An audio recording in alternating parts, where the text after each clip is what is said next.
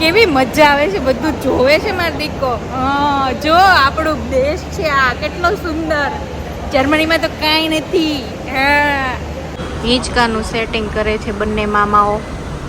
બહુ સારું કામ કર્યું છે. વેદાબેન સુઈ ગયા છે. મારો દીકો ઊંઘી ગયો છે. કેવી મારો દીકો મારવાલો છે. જો કેવો મસ્ત છે. છત્રપતિ શિવાજી મહારાજનો હોલ્ટ લીધો છે અને વૈશાલી મામીએ ભાજી ને પરોઠા મોકલ્યું છે આપણા માટે.